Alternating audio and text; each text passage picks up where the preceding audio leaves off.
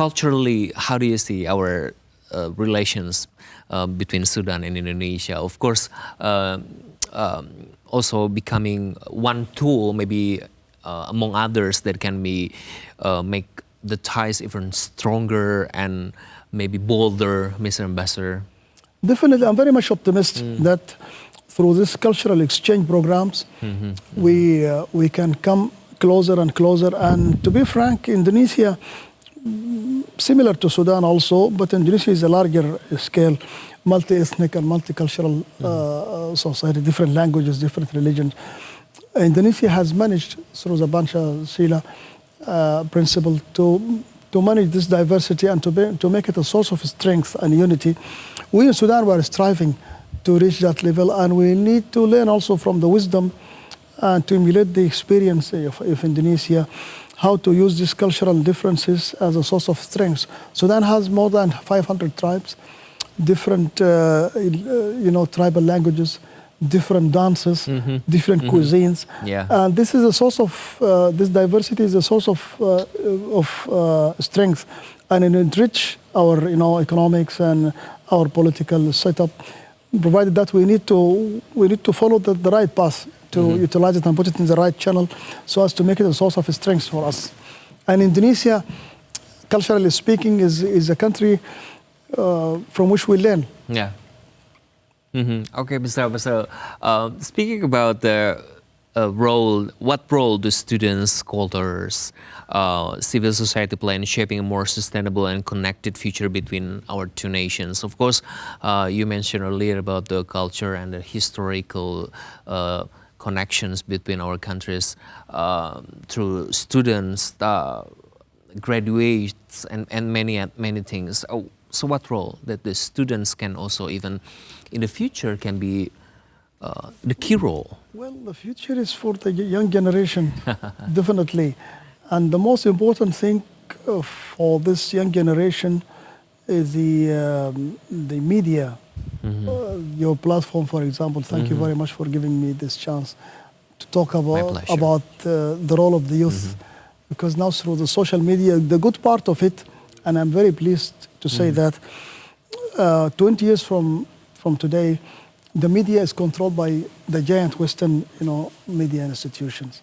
Now there is no more giant media institution, even in the West themselves. When you see now the awareness against the Israel, barbaric attack on Gaza, and people are agitating in universities like Harvard, or when you see the new mayor of New York, and this reveals that the media impact in brainwashing of the people is diminishing. Now it's the time for the social media and this digital media. Everybody has a chance to become his own, media provider. And here comes the challenge. We need to provide, people with the truth, the reality.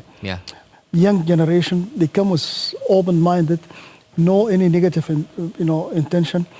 So the reality will be the truth that should prevail.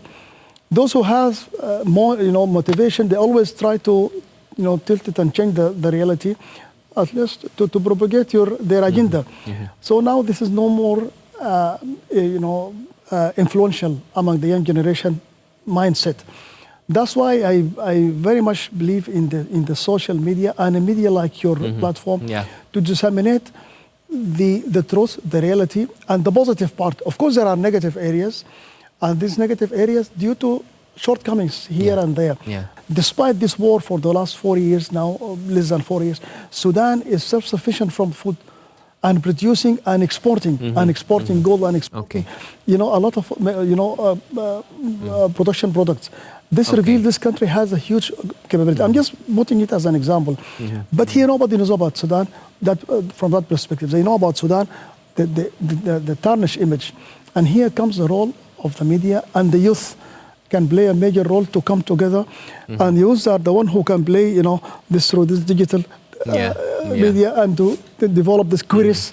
For example, a young group of graduates, they can establish a business group and do business with the whole world without going through the traditional way, and they'll be under sanction or difficulties. This is another way now through this this digital transaction is really something great for all of us. That's why we are very much optimistic.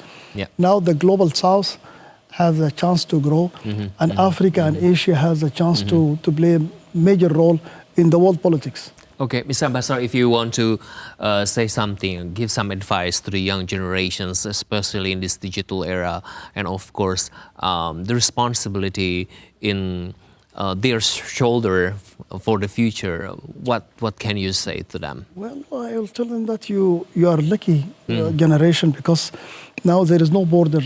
There is no difference of geographical or time zone even. And this kind of media is just like a weapon in your hand. Could be very harmful if it is misused. And it's also a remedy, Yeah. For all of us, because we need to bridge the differences and to fill the gaps between among them, Yeah. And the most important is to raise awareness among themselves. For example, Indonesians, they should know themselves. Indonesia is a strong country, is a giant country.